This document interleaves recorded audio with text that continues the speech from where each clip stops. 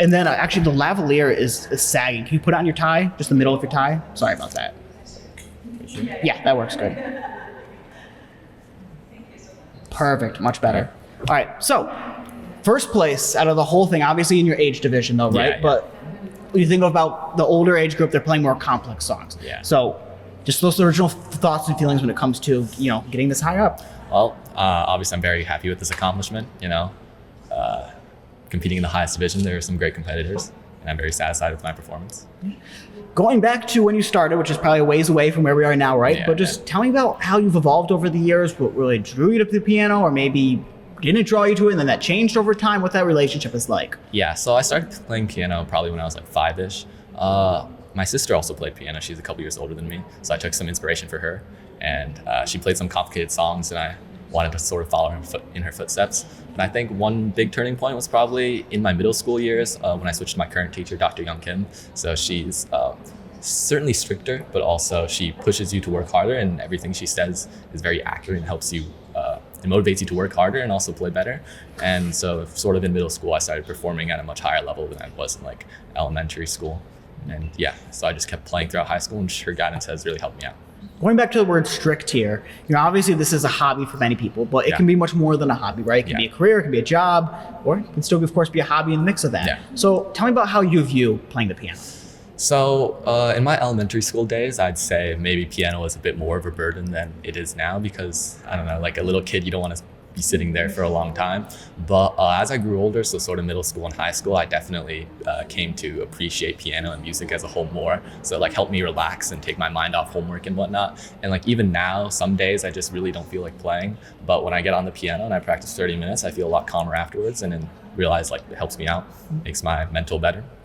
Tying this back to the CCC and this being a cultural place and instilling that in the local community, tell me a little bit about your piece today when it comes to that. Yeah, so my piece today is the Butterfly Lovers Concerto. It's a piece of Asian folklore. It's very popular and I think it has very deep-rooted history.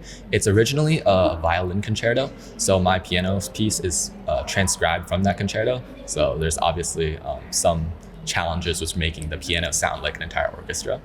The story itself, so Butterfly Lovers, is basically like the Chinese version of Romeo and Juliet. So it's like a love story, and there's an entire plot of two lovers, and their marriage can't happen because the girl has to marry someone else, and then it's like a sort of tragic ending where they turn into butterflies, and that's like symbolism of like free and happy.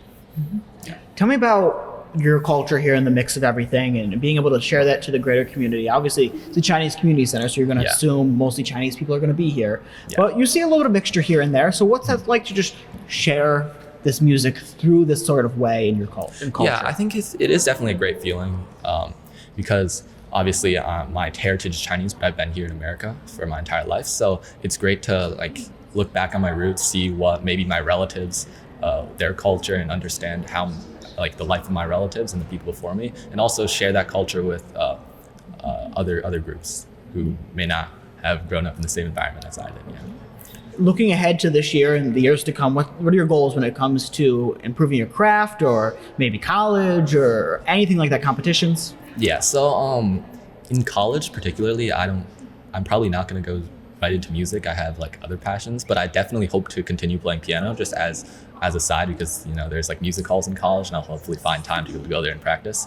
As for like the songs I'm looking into, obviously maybe like the piece I played today was only an excerpt of the entire 24-minute song, so it would be nice to maybe learn the rest of it and get really like the full story because currently it's not complete. And I also am looking into maybe more like modern songs, like jazz songs, or continuing with my study of like romantic pieces. So doing some like romantic concertos, like beginner ones. Yeah. Now, obviously, 24 minutes, like you said, you didn't play that whole song, but practicing for that, did you practice for the whole 24 minutes and cut it up? How much time did you take practicing for that song? What was that like? Yeah, so I learned maybe like the first half, so maybe the first 13 minutes. And then I had a couple lessons with my teacher, and she helped me cut it up into like the right parts. So because we didn't want to play like 15 minutes and maybe everyone would get bored, I think like 7 minutes is more appropriate for this sort of environment. So she really helped cut it up for me, and some of the transitions she made sound really good. So hopefully it didn't sound too choppy in the actual playing. But in terms of my practicing, yeah, I just focus on those 7 minutes, and there were some parts, and yeah, I just practiced like 30 minutes a day, an hour a day on the piece. Yeah.